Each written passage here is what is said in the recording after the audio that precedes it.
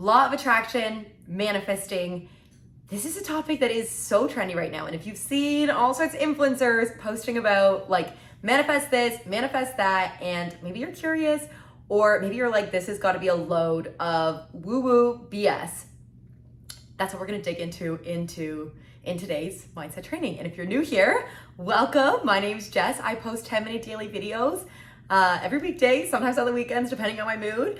And the goal is for you to be doing this every weekday or every day, coming to work on your mindset, your self-image, your identity, and your goals so that you can become the best version of yourself and live your dreams. And the reason we do this is because any change you want to create in your life starts in your mind. It starts from within, and so outside it expands.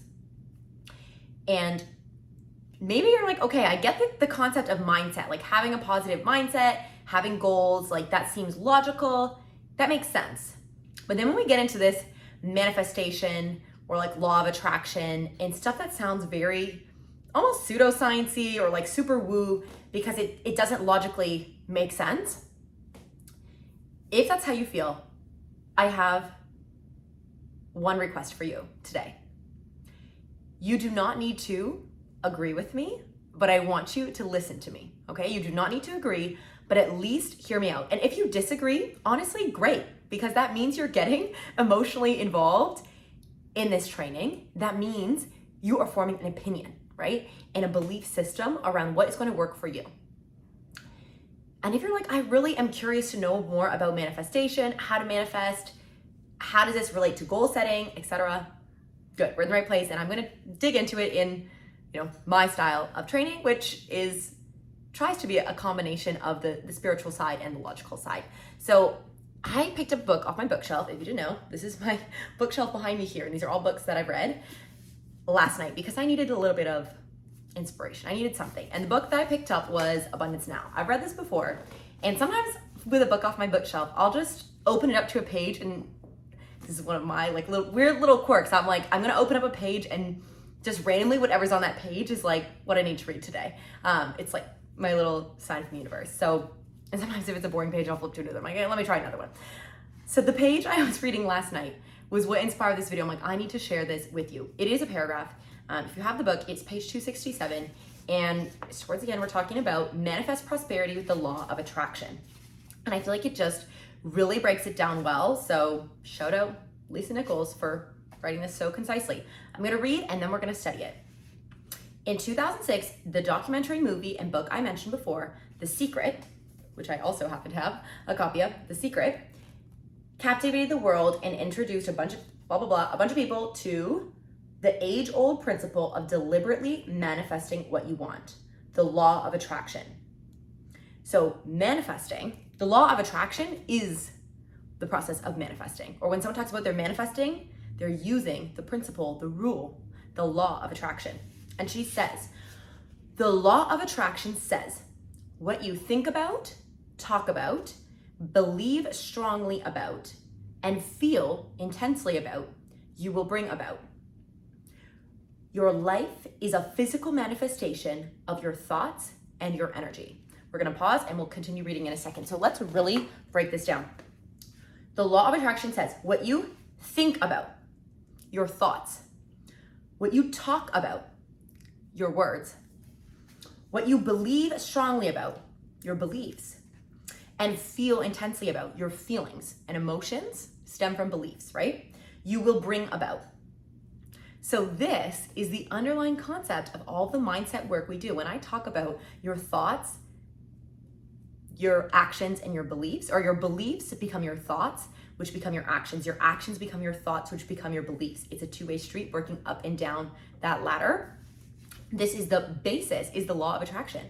What you think about, talk about, believe strongly about, and feel intensely about, getting emotionally involved, you will bring about. Your life is a physical manifestation of your thoughts and your energy. And this is why mindset work is so powerful, why we need to work on your mindset if you want to create change. And this is actually underlying theory or text or laws behind the stuff that we already talk about on here every single day. I love this. Now, let's continue. You shape your life experience in your mind first by what you think, then in your mouth by what you say, and finally in your actions by what you follow through on. In your mind first, your thoughts, in your mouth by what you say, your words, and finally your actions, what you follow through on. Okay, beliefs, thoughts, actions. And your job, you will call forth your truth because that is what you believe.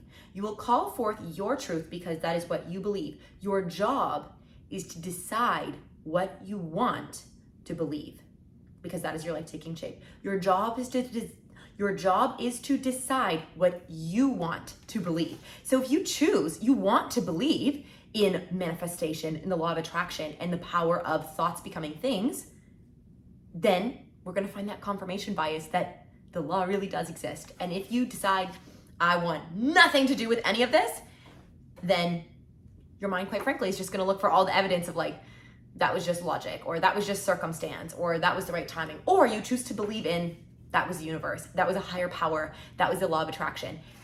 And neither way, get this, it's neutral. Neither way is right nor wrong. I personally do believe in the law of attraction. I do believe in manifestation. I do believe in the power of changing your thoughts and your feelings and your beliefs so you can change your life, because that is my lived experience. And for a long time, I was completely in the other camp. I was like, that is a load of crap. There's just no way, that spiritual, like I wanted nothing to do with it. And you can choose whichever one you want to believe. There's no right or wrong answer here, right? That's the key. I'm not telling you how to live your life. I'm giving you the tools so you can become the best version of yourself, whatever that looks like for you. Okay? Now, I want to flip. There was one other thing I wanted to go through in this study here. The simplest, so the law of attraction delivers. Specificity matters. So being specific matters. The simplest explanation of why this happens is connecting your thoughts to source energy. By deliberately and intensely focusing on what you want, it is like submitting your requests into the universe and having them connected to other thoughts, circumstances, and situations that are a match. Okay? It is like going to a restaurant and ordering a meal. You say, like, this is what I want. And you have to be very clear and very specific. Like, this is the thing I want on the menu. Maybe even saying, actually, you know what? Add a little extra cheese. Let Lysol for me. Like, you put a very specific order in and you expect that the kitchen is going to deliver that order. If they, for example, brought out a different dish, you'd actually probably send it back and say, like, that's not what I ordered. This is the same way that the law of attraction works. Now, keep in mind, we got about 2 minutes left here. This is 10 minutes. We could study this book. We could study The Secret. We could study law of attraction for hours, decades, like years. Like the study doesn't end. So this is really just an intro. And if this is intriguing to you, if you have specific questions, comment, right? And I can make a follow-up, a part 2 on law of attraction. And if that's not even enough, go watch other videos, go do your own research, right? Go get the book. And the last piece of how to activate the law of attraction. Again, this is one and a half pages, like 2 paragraphs from a 300-page book, and there's millions of books on law of attraction. There's a 3-step process to activating this power and using the law of attraction. Ask, believe, receive. Ask, believe, receive. So in the ask, that is being specific. That's putting your order in and being specific about what is in it. The second step is to believe. Like truly, when you go to a restaurant, you have faith in the kitchen, you give your order to that server, you believe, truly, you're not like micromanaging the restaurant staff and like running back to the kitchen to be like, have you started my order? Did you get it right? Like double check. No, you believe, you have faith. Faith, remember we talked about faith, the difference between where you are and where you want to go is that faith. You have faith in your server and in the entire kitchen staff that when you say, this is what I want, they're gonna write down your order and they're gonna get it right. And then the last step is to receive. The art of receiving, that's a whole nother topic in and of itself. And if you want to have more in your life, you need to expand your capacity to receive. And so many of you actually cannot receive. If somebody offers help, you like push it back. You're like, no, I can't accept this, right? If someone's like, here's $100, go treat yourself to dinner. You'd be like, this feels too good to be true. This feels too easy. No, thank you.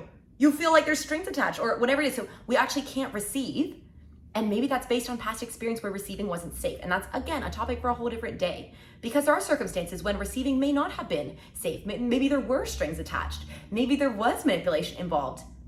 And so this is the work. This is why we work through this, so that we can attract more goodness into our life. We can ask for more. We can believe that we deserve more, and then we can receive it and hold on to it. Did you hear what I just said? This is why we do the work, because you ask for more. This is the process of setting goals, visualizing, and creating your dreams. You're asking for more. The second piece is working on your identity. It's the belief. It's believing that you are worthy of it, that you can have it. And then the third piece, when it shows up, when the waiter brings your meal to your table, you receive it. You don't send it back to the kitchen and be like, oh, I'm not hungry anymore. Oh, someone else is probably hungrier than I am. You're like, oh, thanks. This is exactly what I ordered. So we can receive it, okay? And the analogy I want to wrap this up with that I think is really going to stick in your head, I want you to think of manifestation like Santa Claus, okay? Think of a little kid at Christmas, if you celebrate Christmas, okay, with Santa Claus. Little kids are delusional about their asks from Santa Claus. They truly believe that there is a man in a white suit, like in a red suit, somewhere in the North Pole, and he can grant wishes, okay? And so they ask for ponies, for kitchen sets, for, trips to Disneyland, anything. And sometimes parental or, adult figures in their life might have to whittle down their wishes, right? But from the perspective of a child, they are asking for whatever they want. Like, they really dream big and they ask for it. No shame. They don't care how much money you have. They're going to ask for that trip to Disneyland, right? They have no concept that Disneyland costs money. So they ask. And you better believe those little kids believe that Santa Claus is out there, that he is going to provide. He is going to grant their wishes, right? And when they ask, they're very specific. You write the list, you write the letter. And not only they write the letter one time. No. How many times you ask a kid, oh, what'd you ask Santa for? And they're talking about what they want nonstop. The parents, they are aware of what that kid has asked Santa Claus for, because they've asked for it so many times and they believe so hard that it's coming their way. And then on Christmas morning, they receive it. How excited are they? Little kids aren't like, oh, well, what did my friend get? Or did all kids get the same thing equally? They have no concept. They just receive. They're so excited of the gift that they received. No matter how big or small it is, there's no comparison. And take this analogy with a grain of salt for what it will, because of course there's things we teach kids to be functioning members of society and to, not brag or not gloat about what maybe Santa brought them or didn't bring someone else, and throughout time, kids start to get more realistic about what is possible for them to have. And that translates further and further and further into your adult life. And now you are the one telling yourself what is realistic about what you can have. The truth is, you can be, and you can do anything that you want. Not all at the same time, but you can have, be, or do anything. But it comes down to asking for it, believing you are worthy of it, and receiving it. And that is a great stopping point on the law of attraction. I hope you loved this introduction. If you did, you want to see more, make sure you leave a comment. If you made it all the way to the end, it's actually super disrespectful. If you watch this entire thing, you did leave a comment, I'm coming for you. I'll be upset because I put a lot of love into this and I need to see that reciprocated. And I will see you again here soon. Until tomorrow, have an awesome day.